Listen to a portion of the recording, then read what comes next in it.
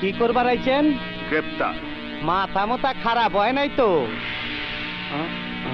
নিশাবান করেন নাই তো? কই গন্ধ তো পাই না। আজগর! আস্তে কথা কন, আস্তে। এইটা আপনার থানা না, আমার জেলখানা। কি কইতে চান ভালো করে খুইলা কন। পলিটিক্যাল লিডার আফতাব মির্জাকে তুমি খুন করেছো। আমি যে খুন করছি তার কোনো প্রমাণ আছে? প্রমাণ আমি নিজে। আমার কি খুনি মনে হয়? সত্যি সত্যি তো নেশা করছে। আমি তো সকাল থেকে এই পর্যন্ত অফিস থেকে বাইরে নেই, অফিস থেকে নাই। আমি কি কেবল খুন করে আইলাম? এই মেয়েরা কথা কও না কেন? আমি কি আজকে সারাদিন অফিস থেকে বাইরেছি? এই কথা কও না কেন? এই মেয়া, এই আমি কি আজকে অফিস থেকে সারাদিনে বাইরেছি? কথা কও না কেন? না স্যার, না স্যার। শোনেন, এরা কি কয় আপনি সাক্ষী দিবেন একা, আর আমার পক্ষে কইব সবাই।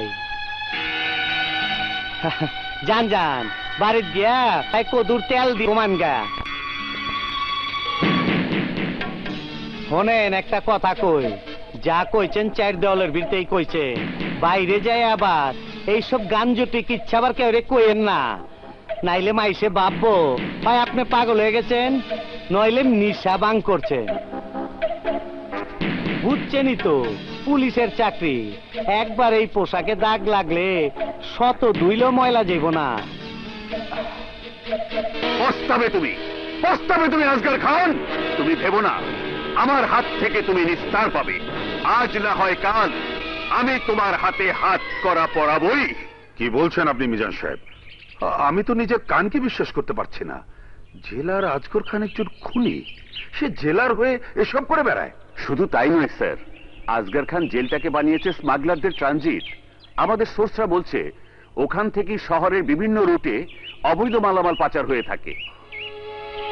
খুনের অভিযোগে আজগর খানকে গ্রেপ্তার করে রিমান্ডে আনলেই সমস্ত সত্য বেরিয়ে পড়বে স্যার।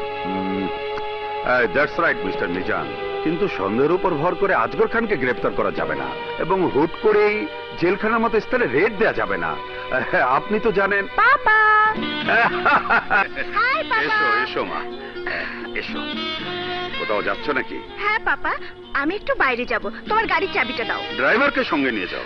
না পাপা, আমি নিজেই গাড়ি চালিয়ে যাব, দাও। দেখো মা, সাবধানে যেও কিন্তু।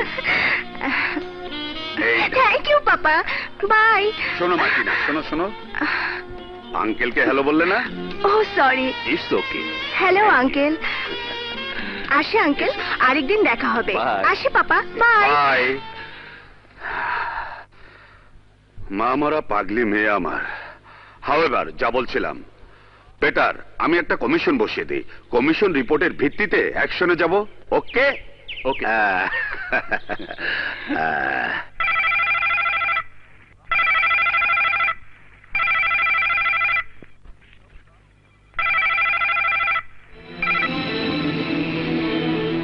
হ্যাঁ হ্যাঁ হ্যাঁ হ্যাঁ, অবশ্যই আমি এক্ষুনি তদন্ত কমিটি বসাচ্ছি, আপনি কোনো চিন্তা করবেন না।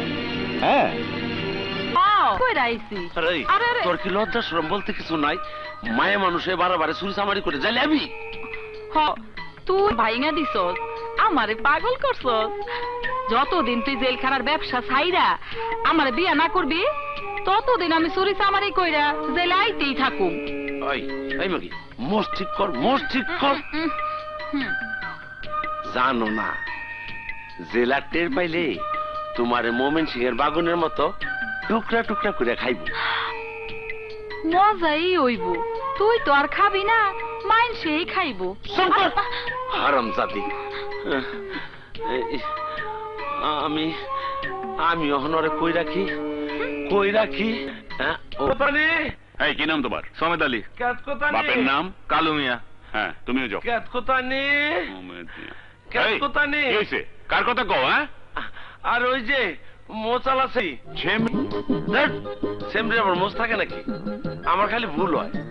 আর ওই যে ক্যাত কোতানি, কোন ওয়ার্ডে গেছে তাই? 3 নম্বর। 3 নম্বর ওয়ার্ডে। যাক, বাঁচা গেল, ওইটা আমার ওয়ার্ড।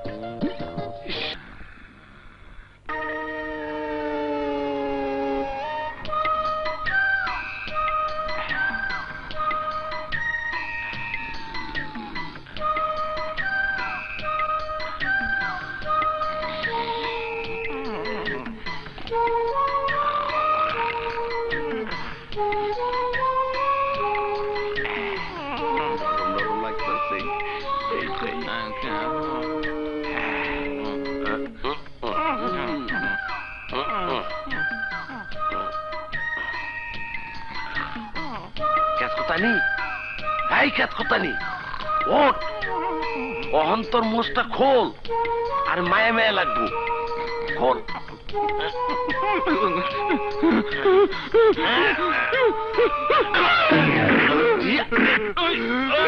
কেটে পাড়া দিল পাড়া দিল কেন রে তুই সবাই আমার গোপাকে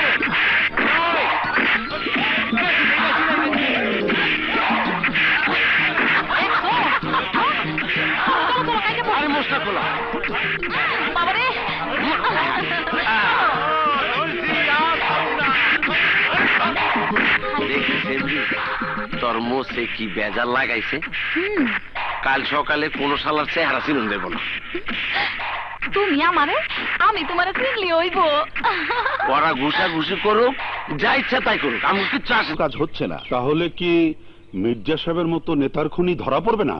অবশ্যই ধরা পড়তে হবে, কিন্তু জেলে তল্লাশি চালানোর মতো শক্ত কোনো কারণ না পেলে আজগর খানকে সন্দেহ করা হবে বোকামি।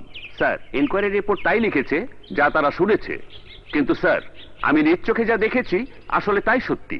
স্যার, মিজানুর রহমান সাহেব আমাদের ডিপার্টমেন্টের একজন দায়িত্বশীল অফিসার, একজন এসপি হিসেবে বলতে পারি কমিশন রিপোর্ট ভিত্তিহীন হতে পারে, কিন্তু মিজান সাহেবের বিশ্বাস ভিত্তিহীন হতে পারে না। স্যার আসগর খান জেলখানাটাকে বানিয়েছে অপরাধের দুর্গ। আসগর খানের প্রকাশ্য সহযোগিতায় জেলখানায় সব রকম অপরাধ চলে। এসপি সাহেব, আমি আপনার কথা বিশ্বাস করছি, কিন্তু আসগর খানকে স্পটে গ্রেফতার করতে পারেননি। সুতরাং আসগর খানের বিরুদ্ধে কোনো অপরাধ প্রমাণ হলেই কেবল তাকে গ্রেফতার করা যাবে। স্যার, যদি এরকম হয় যে আমরা কোনো বিশ্বস্ত অফিসারকে কয়েদি সাজিয়ে আসগর খানের জেলে পাঠালাম, সে আমাদের টাইম টু টাইম ইনফরমেশন দিতে থাকলো এবং কায়দা মতো আমরা জেল রেড করে আসগর খানকে হাতে নাতে গ্রেফতার করলাম। আমি আপনার কথায় কনভিন্সড হতে পারলাম না এসপি সাহেব। অবস্থা যা শুনলাম তাতে ওখানে কোনো অফিসারকে পাঠানো মানে তাকে মৃত্যুর মুখে পাঠানো। স্যার, মাথায় কাফন বেঁধেই তো আমরা পুলিশের চাকরি নিয়েছি। এমন হলে আমি একজন অফিসারের নাম বলতে পারি যার দ্বারা এই ঝুঁকি নেওয়া সম্ভব। কে স্যার? ইন্সপেক্টর বাদশাহ। স্যার আপনি সঠিক ব্যক্তির নাম বলেছেন, আমি ওকে জানি। আচ্ছা। ইয়েস স্যার, পুলিশ একাডেমিতে বাদশাহ আমার আন্ডারে ট্রেনিং নিয়েছে। He was my favourite student. Well then, তাহলে এই প্রোগ্রামই চূড়ান্ত হলো। হ্যাঁ, wish you all the best. Thank you sir. আসসালামু আলাইকুম।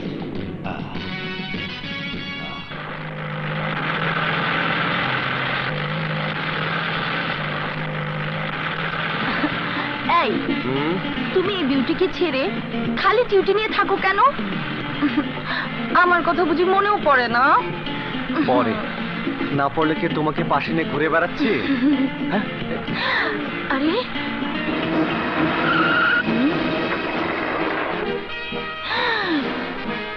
বাবা,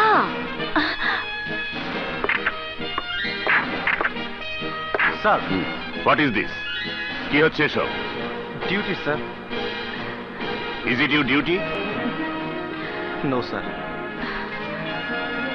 হাবিলদার আজিজ, স্যার কাজলকে বাসায় নিয়ে যাও। Yes sir. You come with me.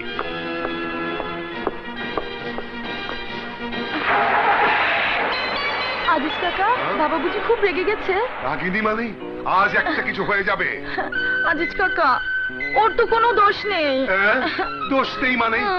Uniform পরে ডিউটি টাইমে বড় সাহেবের মেয়েকে নিয়ে ঘুরে বেড়ায়, এ কি ছোটখাটো দোষ? ও মাই গড, এখন কি হবে? ইয়ার হবে, ডাবল ডিমোশন হবে। এখন আমরা স্যালিউট করি, তখন বাদশাহ মিয়া আমাদের মতো জুনিয়রদেরকে স্যালুট করবে। ঠিক আছে, সব শালাকে পে দিয়ে লাল করে দেবো। হাবিলদার বাচ্চার reporting sir. What nonsense! Get out! Out! G S sir. G S sir. না না আজিজ কাকা, একদম ডাবল ডিমোশন।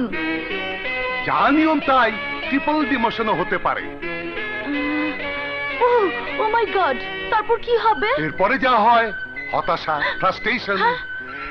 একদিন হয়তো দেখা যাবে দেবদাস হয়ে, মদ খেয়ে মাতাল হয়ে পথে পথে ঘুরে বেড়াচ্ছে। হ্যাঁ তাই? আমি শেষ হয়ে যাব। আমার মদ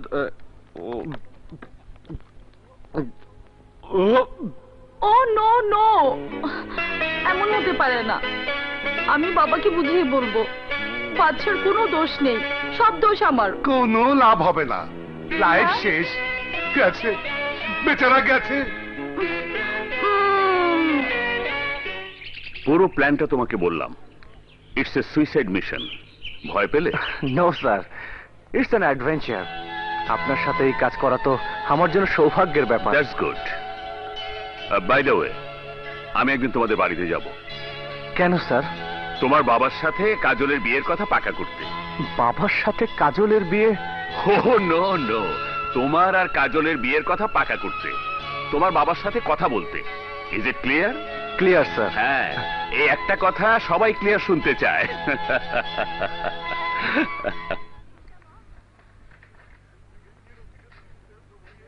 কিরে, কি পড়ছিস এমন মনোযোগ দিয়ে? মায়ের চিঠি। সব ঠিক আছে তো? সবই ঠিক আছে, কিন্তু মার শরীরটা ভালো নেই, বাড়ি যেতে হবে। ছুটির দরখাস্ত করেছিস? স্যারকে বলেছি, অলরেডি তিনি ছুটি মঞ্জুর করেছেন। তা কবে যাচ্ছিস? কাল রাত্রে ট্রেনে। তার আগে বাসায় চল। হ্যাঁ? আজ বিকেলের নাস্তা আমার সাথে করবি। চল চল চল। হ্যাঁ। চল। হ্যাঁ। বাহ, অনেকদিন পর এমন মজাদার নাস্তা খাচ্ছি। খাও বাবা খাও, ঠান্ডাটা দারুণ মজার হয়েছে। আরে বাহ টুম্পা, তোমার হাত তো খুলে গেছে দেখছি, দারুণ হয়েছে। আমার হাত খুলেনি, সবই ভাবির হাতের কারিশমা। ভাবি? ভাবি? ভাবি এলো কোত্থেকে? কোত্থেকে আবার? তালুই বাড়ি থেকে। বৌমা, সত্যি তোমার হাতের রান্নার তুলনা হয় না। তুমি তুমি এখানে কেন? চুপ কর, বউ বাড়িতে আসবে না? কিন্তু বাবা, ও তো বউ হয়নি। হয়নি, হবে। রাইট, না হবে না। কি কথা বলছো ভাইয়া? বসো ভাবি। এমন সুস্বাদু খাবারের লোক তুমি সামলাতে পারবে? আমি কিন্তু বাবার রান্না বান্না করতে পারবো না। না করলে না কর, ভাগ এখান থেকে। দাঁড়াও দাঁড়াও, সমাধানটা আমি দিয়ে দিই। পিঠি পুরি যা খেলাম, তাতে পোলাও বিরিয়ানিতেও ভাবি কম যাবে না। এমন খানা রোজ পেলে 7 দিনের মধ্যে বিয়ে। রোজ খাওয়াতে পারবো, শনি থেকে বৃহস্পতি, শুধু শুক্রবার বাদ। কেন কেন? শুক্রবার বাদে কেন? ছুটির দিনটাই বাদ। কারণ